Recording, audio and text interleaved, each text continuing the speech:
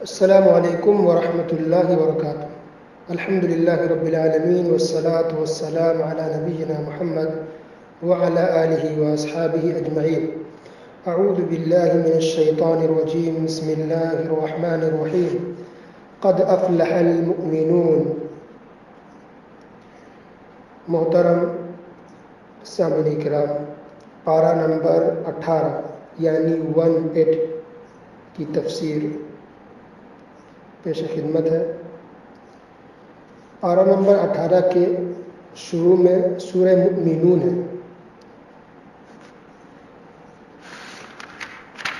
یہ سورت مکی ہے۔ مومن کی جمع مومنون ہے۔ جو ایمان والے ہوتے ہیں اس کو مومن کہتے ہیں۔ ایمان کیا ہے؟ ایمان کی تعریف یہ ہے کہ زبان سے کہنا، دل سے اس کو ماننا، اقرار کرنا، اور اعضاء و جوارح سے عمل کرنا، یہ ایمان ہے۔ یعنی اگر کوئی کافر مسلمان ہونا چاہ رہا ہے تو کیسے ہوگا؟ اس کو کلمہ شہادت زبان سے پڑھنی پڑے گی، اور اس کو دل سے بھی ماننا پڑے گا، اور پھر عمل بھی کرنا پڑے گا۔ یہ تین چیزوں کے مجموعے کا نام ایمان ہے۔ ہم کلمہ شہادت ہم نے پڑھا ہے، لا الہ الا اللہ محمد رسول اللہ، کس کو ہم نے زبان سے اقرار کیا، یعنی زبان سے ہم نے کہا، پھر یہ کہ ہم نے اس کو دل سے بھی مانا کہ واقعی سچا اور حقیقی معبود ایک ہی ہے، وہ اللہ سبحانہ و تعالیٰ ہے۔ دل سے اس کو ہم ماننا ہے، اور محمد صلی اللہ علیہ وسلم اللہ کے رسول اور اللہ کے بندے ہیں، اور ایمان کی جو بھی چیز ہے اس کو ہم نے دل سے اقرار کیا، دل سے مانا، اور پھر ہمیں عمل بھی کرنا ہے۔ عمل یعنی نماز، روزہ، ذکر و اذکار، عبادتیں وہ کرنا ہے۔ یہ تین چیزوں کا نام ایمان ہے۔ اس سے پتہ چلا کہ جن لوگوں نے کلمہ پڑھ لیا، یہ جو مسلمان پیدائشی ہیں اور عمل نہیں کر رہے، گویا ان کا ایمان مکمل نہیں ہے۔ ایمان بغیر عمل کے مکمل اور کمپلیٹ نہیں ہو سکتا۔ زبان سے اقرار کیا، دل سے مانا، اور آپ کو عمل کرنا پڑے گا۔ نماز پڑھنی پڑے گی، ذکر و اذکار کرنے پڑیں گے، دیگر عبادتیں کرنی پڑے گی، تب جا کر کے آپ کا ایمان مکمل ہوگا اور آپ مسلمان کہلانے کے حقدار مستحق ہو سکتے ہیں۔ اسی لیے اگر آپ نے قرآن شریف کی تلاوت کی ہوگی اور غور آپ نے کیا ہوگا کہ جہاں بھی اللہ نے جنت کا ذکر کیا تو اس سے پہلے اللہ نے عمل صالح کا ذکر کیا۔ جیسے اللہ کہتا ہے وہ لوگ جو ایمان لائے، وہ مسلمان، وہ مومن، فوراً کہتا ہے وَعَمِلُوا الصَّالِحَاتِ، نیک عمل کیے، نیک عمل کیے، نیک عمل کیے۔ تو عمل ضروری ہے۔ عمل ایمان کا حصہ ہے، بغیر عمل کے ایمان کا تصور نہیں ہے۔ ٹھیک ہے؟ ایمان کے کتنے ارکان ہیں سب کو پتہ ہے۔ حدیث جبرائیل کے اندر جبرائیل علیہ السلام نے نبی صلی اللہ علیہ وسلم نے پوچھا اخبرنی عن الایمان، ایمان کے بارے میں بتائیے، تو رسول اللہ صلی اللہ علیہ وسلم نے جواب دیا کہ ایمان یہ ہے کہ اللہ پر ایمان لایا جائے، اللہ کے فرشتوں پر ایمان لایا جائے، اللہ کی کتابوں پر ایمان لایا جائے، اللہ کے رسولوں پر ایمان لایا جائے، قیامت پر ایمان لایا جائے، اور تقدیر کے اچھے اور برے ہونے پر ایمان لایا جائے۔ یہ ہے ایمان کے 6 ارکان، ایمان کا 6 رکن ہے۔ نمبر 1 اللہ پر ایمان لانا، نمبر 2 اللہ کے فرشتوں پر ایمان لانا، نمبر 3 اللہ کی کتابوں پر ایمان لانا، نمبر 4 اللہ کے رسولوں پر ایمان لانا، نمبر 5 آخرت پر یعنی قیامت پر، آخرت پر ایمان لانا، اور نمبر 6 اور آخری تقدیر کے اچھے اور برے ہونے پر ایمان لانا۔ یہ ایمان کے 6 ارکان ہیں جو حدیث سے ثابت ہے، اور اس کا ذکر قرآن میں کئی جگہ الگ الگ صورتوں میں الگ الگ موقعوں پر کیا گیا ہے۔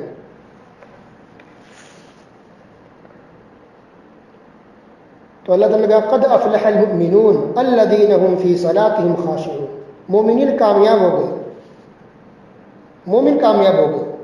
پتہ چلا کہ کامیاب ہونے والے صرف مومن ہوں گے، مسلمان ہوں گے بس۔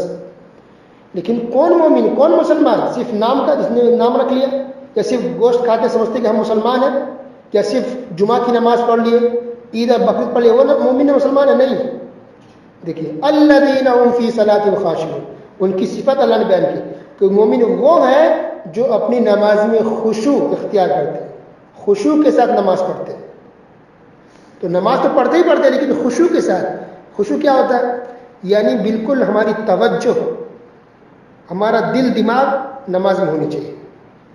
اللہ کا ڈر ہو، اللہ کا خوف ہو، ہیبت ہو، اور اس کے جو بھی طریقے ہیں نماز کے، جو بھی اذکار، جو دعائیں ہیں، اچھی طریقے سے ہم نماز پڑھیں، دل دماغ ہمارا حاضر ہو نماز کے اندر، اسی کو خشوع کہتے ہیں.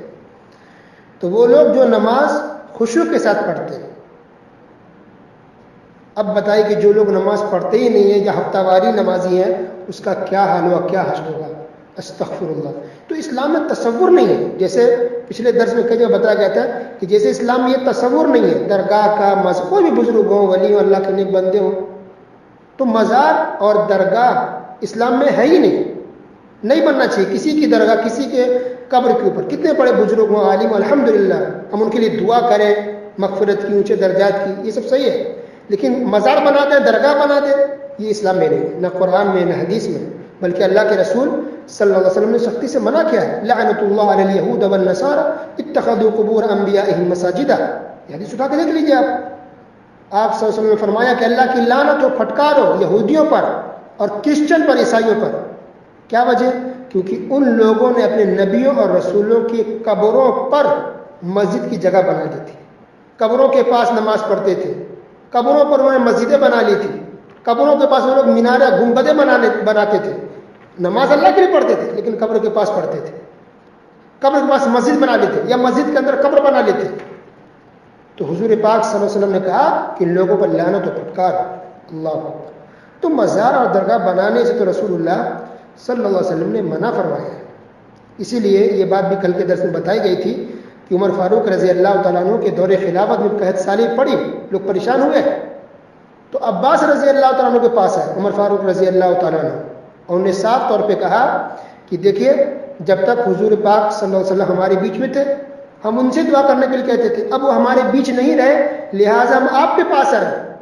آپ نبی صلی اللہ علیہ وسلم کے چچا بھی ہیں، بڑے بزرگ بھی ہیں، آپ اللہ سے دعا کرتے تھے.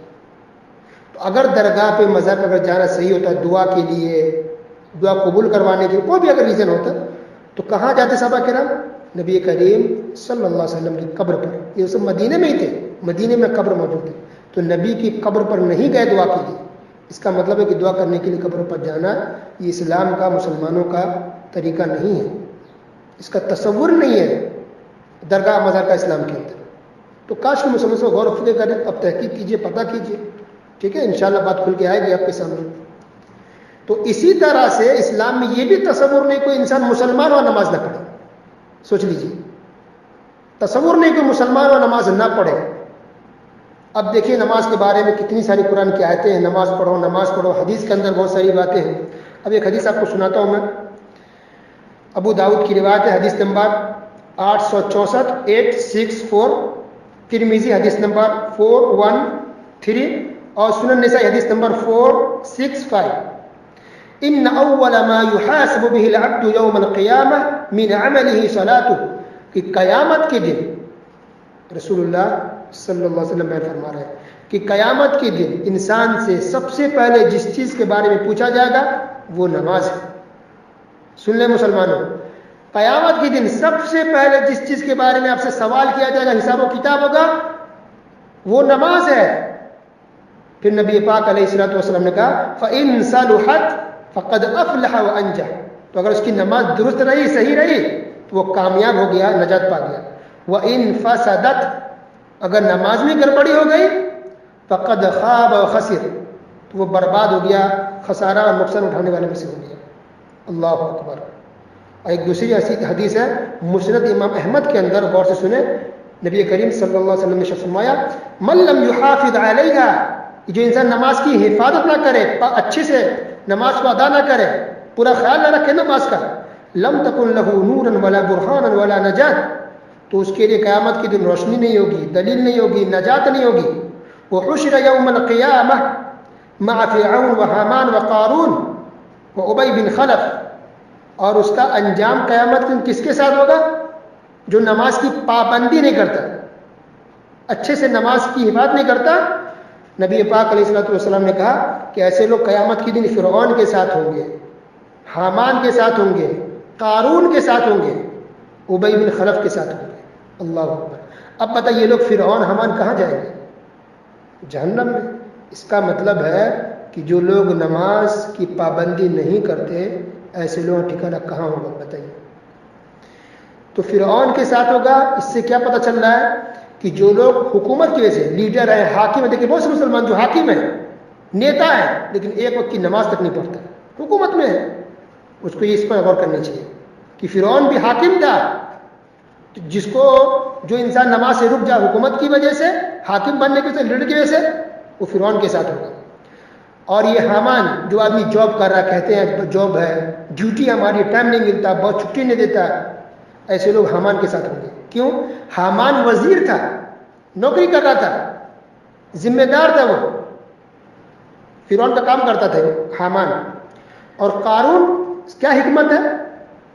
تو قارون کے ساتھ مطلب ایسے لوگ جس پاس بہت زیادہ پیسے ہیں، بہت زیادہ کما لیا ہے، بہت عیش و عشرت میں، اب وہ سوچ رہے کہ اتنا زیادہ پیسہ کون جائے گا نماز پڑھنے، یا کام مشغول ہیں پیسے کی وجہ سے، کارخانہ چلا رہے ہیں، کارخانے کے سیٹ ہیں، کاریگر ہمارے یہاں کام کر رہے ہیں، پیسہ بہت ہے ہمارے پاس، کیا کمی ہے؟ اس کا مطلب اللہ ہم سے خوش ہوگا۔ اگر اللہ ہم سے ناراض ہوتا تو اتنے پیسے کیوں ملتے، ہمیں اتنی ضرورت کیوں ملتی؟ اس کا مطلب ہے، دیکھیے شیطان یہ دل میں لاتا دماغ میں کہ اس کا مطلب اللہ تو راضی، تبھی تو اللہ دولت دے رہا ہے، تبھی تو ہم سیٹ بنے ہوئے ہیں، روم خرید رہے ہیں، کارخانہ خرید رہے ہیں، زمین خرید رہے ہیں، بڑے بڑے گھر بنا رہے ہیں، ہم پیسے والے ہیں۔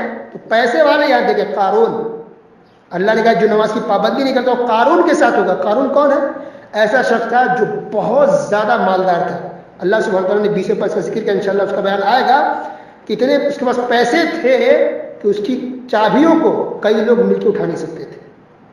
تو ایسے لوگ قارون کے ساتھ ہیں جو پیسے دولت کے نشے میں ہے، نماز کی پابندی نہیں کرتے۔ اور ابی بن خلف کے ساتھ بھی جو نماز کی پابندی، کچھ لوگ ابی بن خلف کے ساتھ ہوتے، یہ بھی کافر اور مشرک ہو کے مارا ابی بن خلف، مکہ کا کافر تھا یہ۔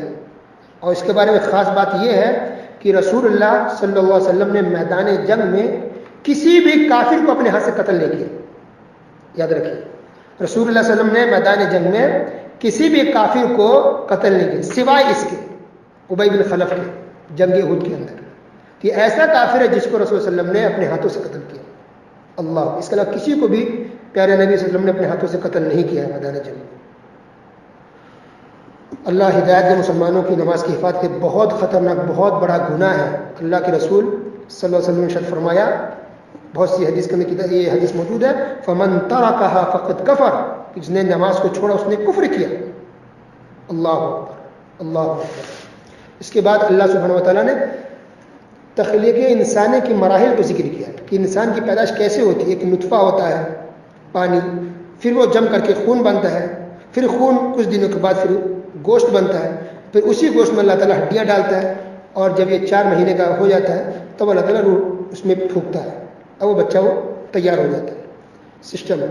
اب کیا مطلب یہ بتانے کا، اس سے پہلے بات گزر چکی ہے کہ انسان کی حقیقت کیا ہے کہ ایک پانی کا قطرہ، یہی انسان جب ایک پانی سے بنا، جب بڑا ہوتا ہے تو کیسے اللہ کی نافرمانی کرتا ہے، کیسے اللہ کے سامنے نہیں جھکتا، کیسے روزانہ 5 وقت کی نماز نہیں پڑھتا، کس طرح سے انسان روح گردانی کرتا ہے، سرکشی کرتا ہے، اللہ اس کے رسول کی نافرمانی کیسے کرتا ہے۔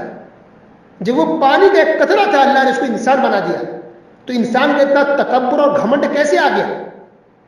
ایک انسان سارا کام کر پاتا، کارخانہ چلا رہا ہے، ڈیوٹی کر رہا ہے، کام کر رہا ہے، جاب کر رہا ہے، بچوں کو دیکھ رہا ہے، سارے کام کر پا رہا ہے، لیکن عبادت کیوں نہیں کر رہا؟ اللہ کے سامنے جھکتا کیوں نہیں؟ اللہ اس رسول کی اطاعت کیوں نہیں کرتا؟ اس کی حقیقت یہ کہ وہ پانی ہے۔ اور پھر یہ بھی بتانا مقصود کہ انسان کو تکبر اور گھمنڈ میں چور نہیں ہونا چاہیے، کسی دوسرے انسان کو حقیر نہ سمجھے، چھوٹا نہ سمجھے، گرا ہوا نہ سمجھے، کیونکہ تم بھی یہ پانی کے قطرے سے ہی بنے، تمہاری یہی اوقات ہے کہ تم پہ ایک پانی کے قطرے سے بنے ہو بس۔ اس لیے تکبر اور گھمنڈ نہ کرو، نہ پیسے کی وجہ سے، نہ طاقت کی وجہ سے، نہ کسی اور وجہ سے، بلکہ تمہاری حقیقت، انسانوں کی حقیقت صرف اتنی ہے، وہ ایک پانی کے قطرے سے بنا ہے۔ اگر اچھے ہو، آپ اچھے ہو تو صرف ایمان کی وجہ سے، جب تک اللہ کی بات کرو گے، اسلام پر، شریعت پہ چلو گے تو الحمدللہ آپ کا ایک مقام ہے۔ اور اگر اسلام سے دور ہو، شریعت سے دور ہو، اگر دین پر آپ عمل نہیں کر رہے ہیں تو پانی کے قطرے سے زیادہ آپ کی حیثیت نہیں ہے۔ اس کے بعد اللہ سبحانہ و تعالیٰ نے بہت اہم بات بیان کی، عقیدہ بیان کیا ہے مکہ کی جو کافر اور مشرکین تھے اس کا کیا عقیدہ تھا، غور سے سنیے گا. سورہ مومنون آیت نمبر 84 سے 89 تک 6 آیتیں بہت اہم ہے. دیکھیے کافر مشرکین کے بارے میں بیان ہو رہا ہے. اللہ سبحانہ وتعالیٰ نے نبی سے کہا کہ اے نبی پوچھئے قل لمن الارض ومن فیہا، کہیے کہ زمین اور آسمان اس کی چیزیں کس کی ہے؟ سیقولون للہ، کہ یہ کافر بھی کہیں گے کہ اللہ کی ہے. قل من رب السماوات السبع ورب العرش العظیم، اے نبی پوچھئے کہ زمین ساتوں آسمان کا رب کون ہے، عرش عظیم کا رب کون ہے؟ سیقولون للہ، یہ کافر کہیں گے کہ اللہ تعالیٰ ہی سب کا رب ہے. قل من بیدہ ملکوت کل شیء وہو یجیر ولا یجار علیہ، اے نبی یہ بھی پوچھئے کہ ہر چیز کا مالک کون ہے، کس کے ہاتھ میں ملکیت ہے ہر چیز کی، کون پناہ دیتا ہے؟ سیقولون للہ، تو یہ کافر کہیں گے کہ اللہ تعالیٰ ہی. اللہ اکبر. سورہ مومنون آیت نمبر 84 سے 89 تک دیکھیے. تو اب مشرکین کا یہ عقیدہ کہ زمین آسمان کا رب کون ہے، گویا وہ اللہ تعالیٰ کو مانتے تھے، اللہ کا انکار نہیں کرتے تھے، رب کو مانتے تھے، اللہ کو مانتے تھے. زمین آسمان کا بادشاہ اللہ ہی ہے، بنانے والا اللہ ہی ہے، پناہ اللہ ہی دیتا ہے، مدد بھی اللہ ہی کرتا ہے. پھر بھی کہا کہ لوگ مشرک ہے، کافر. کیوں؟ کیونکہ وہ شرک کرتے تھے. اللہ کو تو مانتے تھے، اللہ کے علاوہ کسی اور کو بھی مانتے تھے، دعا کے لیے کسی اور کے سامنے بھی ہاتھ پھیلاتے تھے، نفع اور نقصان کا مالک کسی اور کو بھی سمجھتے تھے. اللہ کو سمجھتے تھے لیکن کسی اور کو بھی سمجھتے، اسی کو شرک کہتے ہیں. شرک کا مطلب یہ تھا ساجھیداری ٹھہرانا، پارٹنر بنانا، شریک کرنا، مکس کرنا، اسی کا نام شرک ہے. شرک اسی کا شریکہ، کمپنی کو کیا کہتے ہیں؟ شریکہ کہتے ہیں، شریکہ. تو شرک کا مکس.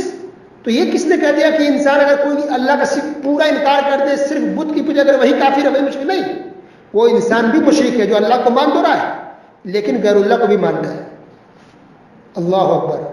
اللہ کے علاوہ کسی اور کے بارے میں عقیدہ رکھتا ہے کہ ہاں یہ نفع نقصان کے مالک ہے، اللہ کے علاوہ کوئی بڑی بزرگ ہستی ہے، کوئی پہنچی ہوئی ہستی ہے، یا کوئی بت ہے، یا کوئی بھی ہو، کہ وہ بھی اللہ کے علاوہ کوئی اور بھی ہے جو ہماری پریشانی کو دور کر سکتے ہیں، ہمیں اولاد دے سکتے ہیں، ہمیں رزق دے سکتے ہیں، ہمیں شفا بھی دے سکتے ہیں. تو یہ شرک ہے. ایسے آدمی مسلمان نہیں ہو سکتا، کیونکہ یہاں عقیدہ ان کا تھا کافروں کا کہ اللہ ہی رب ہے، اسی نے زمین آسمان کو بنایا، خالق اور مالک مانتے تھے اللہ کو.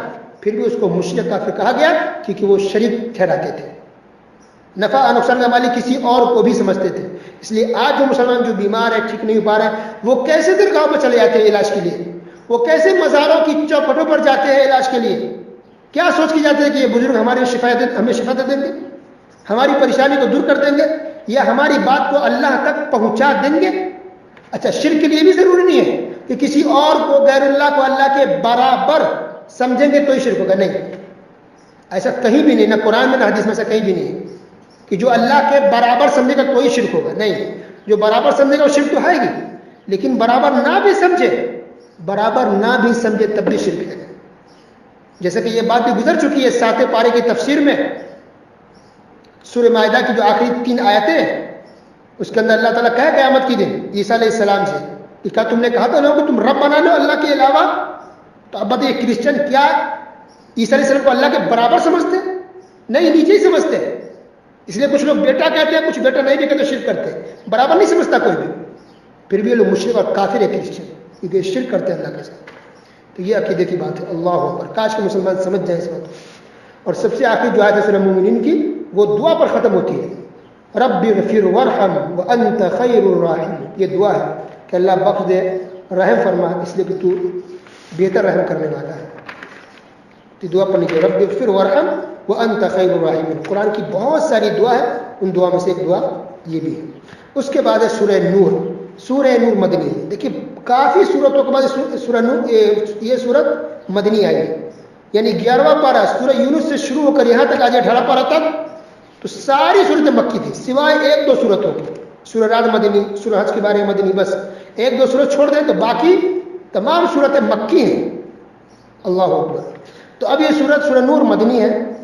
سورہ نور، سورہ احزاب اور سورہ نساء، یہ 3 صورتیں ایسی ہیں جس کے اندر خواتین، لیڈیز کے مسائل اور احکام کو بہت زیادہ اللہ سبحانہ وتعالیٰ نے بیان فرمایا ہے. اس لیے اگر کسی کو توفیق نہ ہو پورا قرآن کا ترجمہ پڑھنے کی یا تفسیر پڑھنے کی، کم سے کم یہ 3 صورتیں ضرور پڑھ لیں. سورہ نور، سورہ احزاب اور سورہ نساء، اس کے بہت سے مسائل اور احکام بیان کیے گئے ہیں۔ اس کے اندر ایک بات یہ ہے، بہت سے احکام ہیں، اس میں سے ہم چند احکام لیتے ہیں۔ مثال کے طور پر اللہ سبحانہ وتعالیٰ نے یہ بیان فرمایا کہ جو غیر شادی شدہ ہے، مرد ہو، عورت ہو، لڑکا ہے، لڑکی، جو شادی شدہ نہیں، اگر وہ زنا کر لے تو اللہ نے کہا کہ اس کو 100 کوڑے مارو، 100 کوڑا، اور حدیث سے ثابت ہے کہ 100 کوڑا بھی مارا جائے گا اور 1 سال کے لیے اس کو جلا وطن بھی کر دیا جائے گا، یعنی شہر میں اس کو نکال دیا جائے گا۔ یہ زنا کی سزا ہے۔ باقی حدیث کے اندر اور بھی بہت سزا بتایا گیا، آخرت میں، آخر تو دنیا کی سزا ہے، آخرت میں اللہ اکبر، یہ زنا، یہ بدکاری بہت خطرناک گناہ ہے، بہت بڑا گناہ ہے۔ اتنی ساری حدیث اس تعلق سے انسان اگر سن لے تو اس کے رونگٹے رو دے گا وہ، لیکن یہاں تفصیل سے ہم بیان نہیں کرتے، مختصر ہم بیان کرتے جا رہے ہیں۔ اس کے بعد اللہ سبحانہ نے دوسرا مسئلہ یہ بیان کیا آیت نمبر 3 کے اندر کہ جو کوئی اگر کسی پر زنا کی تہمت لگا دے، زنا نہیں کیا، تہمت لگا دی، کسی عورت پر، کسی مرد پر سے زنا کیا، اور 4 گواہ اگر پیش نہیں کر سکا تو اللہ نے حکم دیا کہ اس کو 80 کوڑا مارا جائے گا، یعنی تہمت لگانے والے کو 80 کوڑا مارا جائے گا۔ اللہ، اس سے پتہ چلا کہ انسان، ایک مسلمان کی عزت کتنی بڑی ہے۔ کسی پر بغیر گواہ کے، بغیر پروف کی تہمت نہیں لگا سکتے آپ، ورنہ آپ ہی کے پیٹھ پر 80 کوڑے مارے جائیں گے۔ اس کے بعد تیسرا مسئلہ یہ بیان کیا گیا ہے لعان کا۔ لعان کس کو کہتے ہیں؟ یعنی اگر کوئی مرد اپنی بیوی کو غلط کام کرتے دیکھ لیں، کسی مرد کے ساتھ زنا کرتے ہوئے، اور وہ گواہ نہیں لا سکا، تب کیا کرے؟ تو اس کا مسئلہ نے یہ بیان کیا ہے کہ وہ آدمی 4 مرتبہ قسم کھائے گا اللہ کی کہ ہاں اس کی بیوی نے غلط کیا ہے، اور 5ویں مرتبہ یہ کہے گا کہ اگر یہ مرد جھوٹ بول رہا ہے تو اس پر اللہ کی لعنت ہو۔ اس کے بعد بیوی کی باری آ گئی، وہ بھی قسم کھائے گی، 4 مرتبہ اللہ کی قسم کھائے گی، نہیں وہ اس نے غلط کام نہیں کیا، اس کا شوہر جھوٹ بول رہا ہے، 4 مرتبہ اللہ کی قسم کھائے گی، اور 5ویں مرتبہ یہ کہے گی کہ اس عورت پر اللہ کا غضب ہو جائے اگر یہ جھوٹ بول رہی ہے تو اس طرح سے 5 مرتبہ ہے۔ اگر دونوں اس طرح سے کر لیتے ہیں تو دونوں کے اندر اب جدائی ہو جائے گی، کیونکہ اب زنا کا اس نے دعویٰ کر رہا، یہ انکار بھی کر، دونوں قسم کھا رہا ہے، کوئی گواہ بھی نہیں، تو اب یہاں پر اسی کو لعان کہتے ہیں کہ اب یہاں پر دونوں لعنت ایک دوسرے میں بھیج دیے، اب ان دونوں کے اندر جدائی ہو جائے گی، شوہر بیوی کے بیچ میں دونوں کا رشتہ ٹوٹ جائے گا۔ اچھا، اس بات کے اندر یہ بھی ہے کہ یہ لوگ آپس میں کبھی بھی نہیں مل سکتے، یہ شوہر بیوی 5 سال 10 سال 20 سال کبھی بھی، اگر اس کی دوسری شادی ہو بھی جاتی ہے، وہاں طلاق ہو بھی گیا، پھر بھی یہ لوگ کبھی بھی آپس میں نہیں مل سکتے، اس کو کہتے ہیں لعان۔ اس کے بعد واقع افک کی طرف اللہ سبحانہ نے اشارہ کیا، ان الذین جاؤوا بالافک عصبۃ منکم، سورہ نور آیت نمبر 11 کے اندر۔ افک، واقع افک کیا ہے؟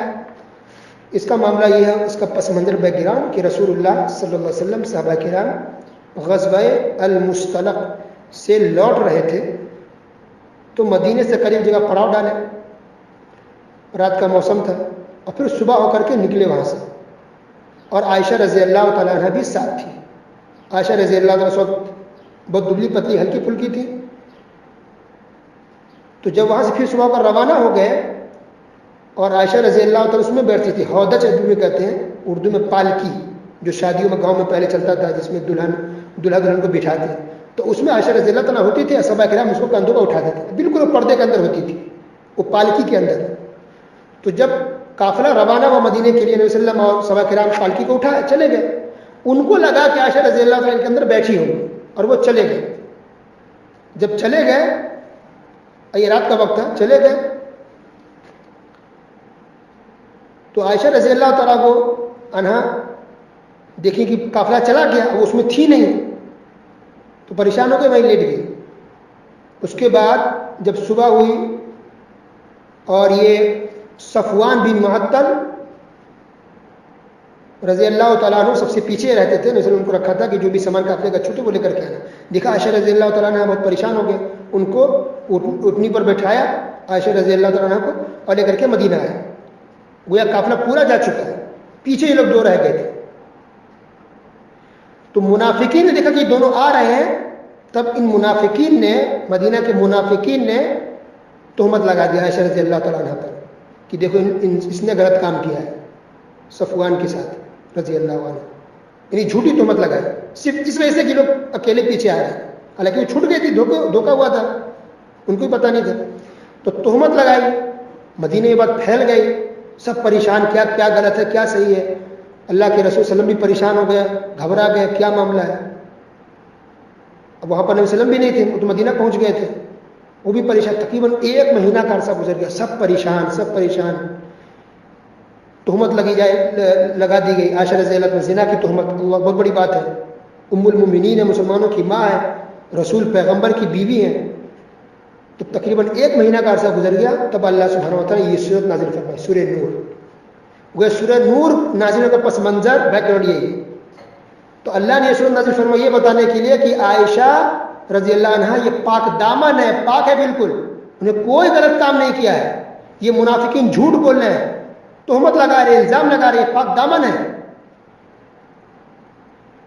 اللہ اکبر، بہت بڑی بات ہے. تو گویا اللہ نے قرآن میں باقاعدہ سورہ نور نازل کی عائشہ رضی اللہ تعالیٰ عنہ کی پاک دامنی کے لیے کہ وہ پاک ہے. اس سے عائشہ رضی اللہ عنہ کی شان بھی کتنی بلند ہو جاتی ہے کہ ان کے لیے خاص سورہ نور کا اللہ نے نازل فرما دیا. اور اللہ نے آسمان سے برات کا اعلان کیا، بری ذمہ قرار دیا کہ عائشہ پاک دامن ہے، انہیں کوئی برا کام نہیں کیا، ذرہ برابر بھی نہیں کیا کچھ بھی. وہ تو بالکل معصوم بیچاری کو خبر تک نہیں ہے کہ لوگ کیا پھیلا رہے ہیں. اللہ اکبر. یہ صورت نور نازل ہونے کا مقصد یہی ہے. تو اچھا آج بھی کچھ لوگ ایسے شیعہ میں سے جو تہمت لگاتے ہیں عائشہ رضی اللہ تعالیٰ عنہ پر، انا للہ و انا الیہ راجعون. وہ آدمی آج بھی اگر تہمت لگا عائشہ رضی اللہ پر، علماء نے کہا کہ ایسا آدمی کافر ہو جائے گا. کیوں؟ کیونکہ اللہ نے باقاعدہ صورت نازل فرما دی قرآن کے اندر. اللہ نے کہا کہ یہ بری ہے، یہ پاک دامن نے کوئی گناہ نہیں کیا. اب پھر بھی کہتے ہیں کسی کہتے ہیں کہ نہیں عائشہ نے کچھ گناہ کیا ہے، تو اس کا مطلب قرآن کو جھٹلا رہا ہے، اس کا مطلب وہ اللہ کو جھٹلا رہا ہے. نعوذ باللہ. تو ایسا آدمی کافر ہو جائے گا. تو یہ واقعہ اس کے اندر موجود ہے کہ عائشہ رضی اللہ عنہا بالکل پاک ہے. اس سے یہ بھی پتہ چلا کہ کوئی بھی انسان کسی پر ایسے تہمت الزام نہ لگائے، نہ مرد پر نہ عورت پر. ان کی عزت یہ آبرو بہت بڑی ہے. اس لیے اللہ نے اگلی آیت میں آیت نمبر 12 کے اندر کہا لولا اذ سمعتموه ظن المؤمنون والمؤمنات بانفسهم خيرا وقالوا هذا افك مبين. کہ جب سنے تو کیوں نہیں کہہ دیا مسلمانوں نے، مومنوں نے، مردوں نے، عورتوں نے کہ تو بالکل غلط ہے، جھوٹ ہے. گویا یہاں پر آداب و طریقہ بتایا جا رہا ہے کہ آپ کبھی بھی کسی کے بارے میں سنیں کہ اس نے زنا کیا، عورت کے بارے میں، وہ مرد کے بارے میں، فوراً کہ نہیں غلط ہے، یہ جھوٹ ہے، تم نے غلط سنا ہوگا، تم نے غلط دیکھا ہوگا، یہ افواہ ہے. فوراً ہماری ذمہ داری کا جھوٹ کہہ دیں، جھٹلا دیں اس کو کہ نہیں غلط ہے، ایسا نہیں ہو سکتا، یہ بالکل غلط ہے. اللہ اکبر. یہ ہے عزت آبرو، بہت بڑی بات ہے. مومنوں کی عزت کا اللہ نے بہت بڑا خیال رکھا ہے. اللہ نے فوراً کو یہ غلط ہے، جھوٹ ہے. تو آج دیکھیں کیسے لوگ ایک دوسرے کے پیچھے پھیلاتے رہتے ہیں. اللہ نے اس کے اگلی آیت میں آیت نمبر 19 کے اندر ان الذين يحبون ان تشيع الفاحشه في الذين امنوا لهم عذاب اليم في الدنيا والاخره. کہ جو لوگ مسلمانوں کے اندر فحاشی اور بے حیائی کی باتوں کو پھیلاتے ہیں. تو بے حیائی کی بات کیا ہے کہ مثلا کہا کہ اس کی بیٹی نے ایسا کیا، اس کی بیوی نے ایسا کیا، اس کی بہو نے ایسا کیا، فلاں مرد نے ایسا کیا، پھیلاتے جا رہا ہے ادھر ادھر، اس کی بات ادھر سے ادھر. یا پھر بری جو فلمیں ہوتی ہیں وہ پھیلانا، یا فحاشی کی کتابیں پھیلانا، ساری چیز کے اندر آ جائے گی. اللہ نے کہا جو بری بات کو، فحاشی کی باتوں کو پھیلاتے ہیں، یا تو کسی پر الزام لگا کے، کسی پر تہمت لگا کے، یا اگر واقعی اگر ثابت ہو بھی جائے کہ کسی سے گناہ ہو گیا ہے، تب بھی آپ کا یہ کام نہیں ہے کہ کسی کے اندر پھیلاتے پھرے، کسی کو بتاتے پھرے. یہ آپ کا کام نہیں ہے. کیوں کسی کی عزت کا اچھالنا؟ اس کو پردہ ڈالیے، اس کو چھپائیے. یا تو اگر آپ کا آس پاس کا لوگ رشتہ دار، اس کو گھر والوں کو بول دیں تاکہ اس کی اصلاح ہو. لیکن باہر کے لوگوں کو بتانا، اسے پھیلاتے پھرنا، تذکرہ ذکر کرتے پھرنا، اسے کیا ملے گا؟ اگر برائی کو چاہتے روکنا تو روکیے، یہ اچھی بات ہے، روکیے. لیکن ایسے ذکر کرنا پیٹ پیچھے، کسی کی برائی کرنا، عزت کو چھالنا، یہ اسلام میں جائز نہیں ہے. تو اللہ نے کہا کہ جو لوگ برائی پھیلاتے ہیں، کسی پر الزام لگا کے کسی کی عزت کو چھالتے ہیں، یا اس کے اندر وہ بھی شامل ہے کوئی فلم، گانے. کچھ لوگ ہوتے ہیں نوجوان میں ایک دوسرے کو گانا سینڈ کرتے ہیں، فلمیں سینڈ کرتے ہیں، اس کا لنک بھیجتے ہیں، اس کو دیکھو بہت اچھی فلم ہے، نعوذ باللہ. گانے کے بارے میں بتایا، فلم کے بارے میں بتایا کہ اچھی فلم آئی ہوئی ہے. یہ ساری چیز کے اندر داخل ہے کہ جو برائی پھیلائے. کچھ لوگ سی ڈی بیچتے ہیں، کچھ لوگ ٹی وی لگا گھر میں رکھے ہوئے ہیں، بیوی بھی فلم دیکھ رہی ہے، بچے بھی دیکھ رہے ہیں، نعوذ باللہ استغفر اللہ، بے حیائی کی چیزیں دیکھ رہے ہیں. تو بے حیائی کی چیز انسان دیکھے یا پھیلائے، پہنچائے گھر والوں تک یا باہر تک، اس کے لیے کیا عذاب ہے. دیکھیے اللہ نے کہا لہم عذاب علیم فی الدنیا والآخرہ، کہ ایسے لوگوں کے لیے دردناک عذاب ہے، دنیا میں بھی اور آخرت میں بھی. اللہ اکبر. گناہ کبیرہ، خطرناک عذاب اس کے لیے، دنیا بھی عذاب ہوگا اور آخرت میں بھی عذاب ہے برائی پھیلانے والے لوگوں کے لیے. اس کے بعد اللہ سبحانہ وتعالیٰ نے ایک اور مسئلہ بیان کیا کہ بغیر اجازت کے کوئی انسان گھر میں کسی کے داخل نہ ہو. بغیر اجازت اور بغیر سلام کہ یہ گویا کہ یہاں سے آداب بتایا جا رہا ہے. سلام کریں, اجازت لیجیے, پرمیشن ملی تو گھر میں داخل ہوئیے, اجازت اگر نہیں ملتی ہے واپس ہو جائیے. کچھ لوگ برا مانتے ہیں کہ ہم نے گھنٹی بجایا, آپ نے دروازہ نہیں کھولا, اب تو چاہتے نہیں کہ میں آؤں, بس بدگمانی شروع کر دیتے. نہیں, آپ کو کوئی حق حاصل نہیں کہنے کا. دروازہ کھٹکھٹایا, کھول دیا الحمدللہ, نہیں کھولے اب واپس ہو جائیے, بغیر کچھ کہے ہوئے, بغیر لعنت ملامت کے, بغیر برا مانے ہوئے. اسلام نے پرمیشن دی, 3 مرتبہ اجازت لینی چاہیے. جیسے کہ حدیث کے اندر اجازت مل گئی تو ٹھیک, نہیں ملی تو آپ واپس لوٹ جائیے. اس کے بعد اللہ سبحانہ نے پردے کا حکم دیا. نمبر 30 سے 31 دیکھیے. مردوں سے کہا گیا کہ وہ اپنی نظروں کو نیچے رکھیں, اپنی شرمگاہ کی حفاظت کریں. اس کے بعد اللہ نے عورتوں کو حکم دیا کہ وہ بھی اپنی نظریں نیچی رکھیں اور پردے کا اہتمام کریں, پردے میں رہیں. خواتین کو کہا جا رہا ہے. اللہ اکبر. تو غیر محرم کے سامنے بے پردہ نہ آئے, غیر محرم کے سامنے بے پردہ نہ آئے. اس کی پوری لسٹ اللہ نے بیان کی. دیور, عورتیں دیور کے سامنے آتی ہے, جیٹھ ہے, بہنوئی ہے, نندوئی ہے, شوہر کا بھانجا ہے, شوہر کا بھتیجا ہے, یہ کیا ہے؟ غیر محرم ہے. وہ پھر سے بول رہا ہوں, دیور سے پردہ ضروری ہے, دیور سے پردہ ہے. جیٹھ سے بھی پردہ ضروری ہے, بہنوئی سے بھی پردہ ضروری ہے. نندوئی سے بھی, یعنی شوہر یا نند کے شوہر, نندوئی ایک عورت ہے, اس کی نند کا جو شوہر ہے, تو نند کے شوہر سے بھی پردہ ضروری ہے. کوئی عورت اپنے نند کے شوہر کے سامنے نہیں جا سکتی. اسی طرح شوہر کا بھانجا سے بھی پردہ ضروری ہے, اور شوہر کے بھتیجا سے بھی پردہ ضروری ہے. اپنا بھانجا پردہ نہیں, اپنا بھتیجا پردہ نہیں, لیکن شوہر کے بھتیجے سے پردہ ہے, شوہر کے بھانجے سے بھی پردہ ہے, کیونکہ یہ لوگ غیر محرم ہیں. اللہ اکبر. اگر اہتمام عورتیں نہیں کرتی ہے, اس کے لیے بہت خطرناک عذاب ہے, یہ گناہ کبیرہ ہے. اللہ اس تعلق سے بہت ساری حدیثیں قرآن میں اور بھی کئی جگہ بیان فرمایا گیا پردے سے متعلق. حدیث کے اندر صرف ایک حدیث بیان کروں گا. اللہ کے رسول صلی اللہ علیہ وسلم نے ارشاد فرمایا کہ 2 قسم کے لوگ جہنم میں, 2 قسم کے لوگ جنت میں داخل نہیں ہوں گے, بلکہ جنت کی خوشبو تک نہیں ملے گی, جنت کی خوشبو تک نہیں ملے گی. ان میں سے وہ عورتیں بھی ہوں گی جو بے پردہ رہتی ہیں. اللہ اکبر. انا للہ و انا الیہ راجعون. اس کے بعد اللہ سبحانہ و تعالیٰ نمبر 32 کے اندر بیان کیا, وَأَنكِحُوا الْأَيَامَ مِنكُمْ, تم میں سے جو لوگ مرد یا عورت غیر شادی شدہ, ان کی شادی نہیں ہوئی, اللہ نے کہ ان کی شادی کرا دو. اگر غریب بھی ہے اللہ تعالیٰ اپنے فضل و کرم سے مالدار کر دے گا, لیکن کوئی بھی لڑکا اور لڑکی بغیر شادی کے نہ رہے, ان کی شادی کرا دی جائے. دینداری دے کے انسان مال اور دولت اللہ کبھی بھی دے سکتا ہے, اگر کوئی مالدار ہو تو کوئی فقیر بھی ہو سکتا ہے. اصل دینداری کو دیکھا جائے کہ وہ توحید پر ہو, شرک کرنے والا, بدعت کرنے والا نہ ہو, فاسق فاجر نہ ہو, بدکار نہ ہو, دیندار دے کر کے شادی کرا دی جائے. اس کے بعد اللہ تعالیٰ نے کہا کہ جب بھی اللہ اس کے رسول کی بات آ جائے انسان کو فوراً مان لینی چاہیے. اللہ کی بات آ گئی, رسول کی بات ہے, بس فوراً سر آنکھوں پر مان لیا جائے, چوں چرا نہیں کیا جائے. ارے ہمارے فلاں تو ایسا کہا, فلاں صاحب نے تو ایسا کہا, نہیں. اللہ اس کے رسول کے آگے کسی کی بات رکھنا صحیح نہیں ہے, یہ ادب کے بھی خلاف ہے. اس لیے چاروں ائمہ, امام ابو حنیفہ رحمۃ اللہ علیہ, امام مالک رحمۃ اللہ علیہ, امام شافعی رحمۃ اللہ علیہ, امام احمد بن حنبل رحمۃ اللہ علیہ کو یہ بہت غصہ آتا تھا, بہت ناپسند کرتے تھے کہ نبی کا حدیث بیان کی جائے, پھر کہتے کہ اچھا آپ کا کیا خیال ہے, اچھا آپ کیا فرماتے ہیں. کہا کہ نبی کی حدیث کے آگے بھی کسی کا فتویٰ ہے اور کسی کا فرمان ہے, کسی کی رائے ہے, بھڑک جاتے تھے. بلکہ عبداللہ بن عباس رضی اللہ عنہ نے کہا کہ مجھے ڈر ہے کہ کہیں تم پر اللہ آسمان سے پتھر نہ برسا دے. اللہ پر کہا آسمان سے اللہ پتھر برسا دے. میں کہہ رہا ہوں کہ نبی کی حدیث یہ ہے اور تم کہہ رہا فلاں نے ایسا کہا, فلاں نے یہ فتویٰ دیا, فلاں نے ایسا فرمایا. اللہ اس کے رسول کے آگے کسی فلاں کی کوئی حیثیت نہیں. اس کے بعد اللہ نے ایک اور مسئلہ بیان کیا نمبر 58 کے اندر کہ 3 وقت ایسے ہیں کہ جب گھر والوں کو بھی, خود اپنی اولاد کو بھی اپنے ماں باپ کے روم میں نہیں جانا چاہیے. فجر سے پہلے, عشاء کے بعد اور ظہر کے وقت. اس کے بعد اللہ نے ایک اور مسئلہ بیان کیا نمبر 60 کے اندر کہ جب بہت بوڑھی ہو جائے, اس کے اندر اب شہوت نہیں ہے, شادی کا کوئی یہ نہیں شوق, شادی کی کوئی خواہش نہیں ہے, بہت بوڑھی ہو گئی ہے, اب ان کے لیے پردہ کرنا ضروری نہیں ہے. لیکن پھر اللہ نے کہا اگر وہ پردہ کرتی تھی اور اچھی بات ہے, افضل بات ہے. اس کے بعد اللہ نے ایک اور مسئلہ بیان کیا جو اہم ہے, وہ یہ کہ کچھ گھر رشتہ دار ایسے ہیں جن کے گھر میں اگر آپ کھا پی لیں بغیر اجازت, آپ پوچھ کے بغیر پوچھے اگر آپ کھا لیں تو کوئی گناہ نہیں ہے. تو وہ گھر کون سے؟ اس کی لسٹ اللہ نے بیان کی.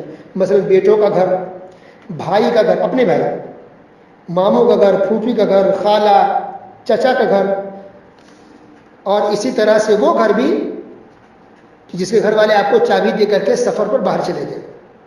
تو یہ گھر ایسے اللہ نے کہا کہ ان کے گھر میں اگر کوئی کھانے پینے کی چیز ہے تو بغیر پوچھے بغیر اجازت کے کھا سکتے. تو یہ معمولی چیز، چھوٹی چیز.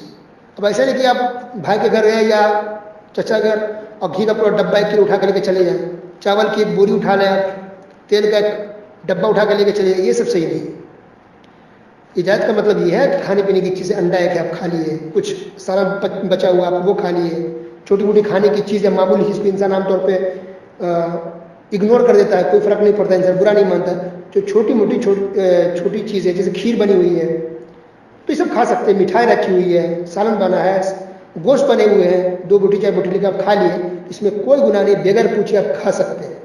ٹھیک ہے. سورہ نور کے اندر اس مسئلے کو اللہ نے بیان کیا ہے کہ بغیر پوچھے آپ کھا سکتے، گناہ نہیں. ٹھیک ہے. لیکن انسان لوٹ نہ لے اس کو، پورا آپ سامان غائب کر دے، وہ نہیں، تھوڑی چیز ہے معمولی. اور آخری بات آج کے درس میں یہ ہے، آیت نمبر 63 کے اندر اللہ نے بیان فرمایا فَلْيَحْذَرِ الَّذِينَ يُخَالِفُونَ عَنْ أَمْرِهِ أَن تُصِيبَهُمْ فِتْنَةٌ أَوْ يُصِيبَهُمْ عَذَابٌ أَلِيمٌ. کہ ان لوگوں کو ڈرنا چاہیے جو رسول اللہ صلی اللہ علیہ وسلم کے حکم کی مخالفت کرتے ہیں. اللہ کو جو رسول کے حکم کی مخالفت کرے، اللہ نے کہا اس کو ڈرنا چاہیے. ایسا نہ ہو ان تصیبہم فتنہ، کہ کوئی آفت اور مصیبت اس پر آ جائے، او یصیبہم عذاب علیم، یا دردناک عذاب اسے پکڑ لے. رسول کا حکم آ گیا، کسی مسلمان کے لیے جائز نہیں رسول کے حکم کی مخالفت کر دے، رسول کی بات ماننے سے انکار کر دے، رسول کے خلاف جائے، یہ جائز نہیں، بلکہ اللہ نے کہا اس پر عذاب آ جائے.